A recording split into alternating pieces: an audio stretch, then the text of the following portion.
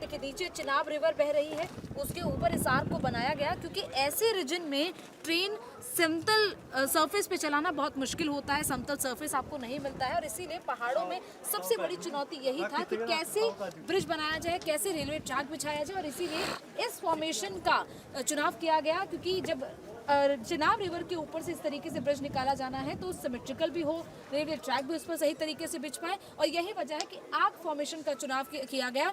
Chenab bridge को बनाने में सबसे बड़ी चुनौती इसकी आर्क को बनाना था और आर्क के दोनों हिस्सों को कैसे इक्वली बनाया जाए ताकि जब उनको ज्वाइन किया जाए तो वो एक सिमेट्रिकल ब्रिज की तरह बने। दरअसल ये जो पीछे आप देख रहे हैं ये वो चिनाब ब्रिज का नीचे का हिस्सा है, वो आर्क है और इसी आर्क को बनाने में काफी वक्त लगा। दरअसल इस आर्क को पहले अलग अलग दोनों हिस्सों में बनाया गया था, एक तरफ कौड़ी की तरफ और दूसरी तरफ बक्कल की तरफ, और इन दोनों हिस्सों को जब जोड़ा गया तो एक अद्भुत फॉर्मेशन बनी जो इस आर्क के रूप में आपको दिखाई दे रही है। ये अप्रैल 2021 में बनी और उसके बाद अगस्त 2022 में इसके ऊपर जो गोल्डन जॉइंट है, यानी कि जब दोनों आर्क को जोड़ा गया उसके ऊपर जो जॉइंट था उसे गोल्डन जॉइंट कहा गया और इसीलिए वो अगस्त 2022 में हुआ। चिनाब ब्रिज एलओसी और एलएसी के करीब है, जिससे भारतीय सेना को इन संवेदनशील इलाकों में अपनी सैन्य तैनाती और निगरानी को मजबूत करने में मदद मिलती है।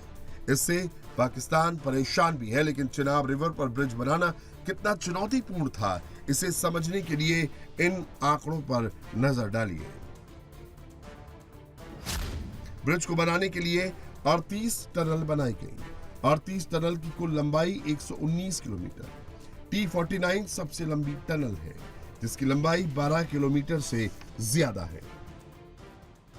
चिनाब ब्रिज भारत की उन्नत इंजीनियरिंग और वैज्ञानिक क्षमताओं का प्रतीक है। चिनाब ब्रिज को ऐसे डिजाइन किया गया है कि अगर 266 किलोमीटर प्रति घंटे की रफ्तार से भी कोई तूफान आएगा तो इसका कुछ नहीं बिगाड़ पाएगा। इस पर 100 किलोमीटर प्रति घंटे की रफ्तार से ट्रेन दौड़ती है।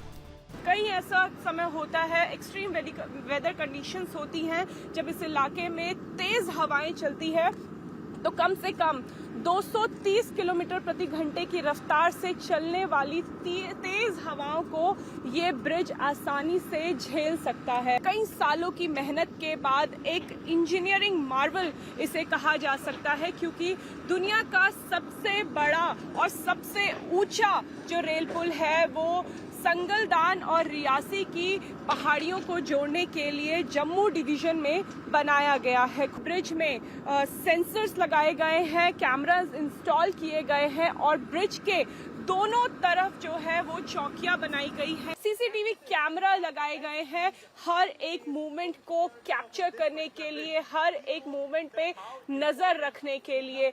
लगातार एजेंसियां इस ट्रैक पे नजर बनाए रखेंगी क्योंकि सुरक्षा के लिहाज से और कनेक्टिविटी के लिहाज से सबसे इम्पोर्टेंट ये ब्रिज है। चिनाब नदी पर ब्रिज का सपना पूर्व प्रधानमंत्री अटल बिहारी वाजपेयी ने देखा था, जब उनकी सरकार ने चिनाब नदी पर पुल निर्माण को मंजूरी दी थी, लेकिन पूरा नरेंद्र मोदी ने किया।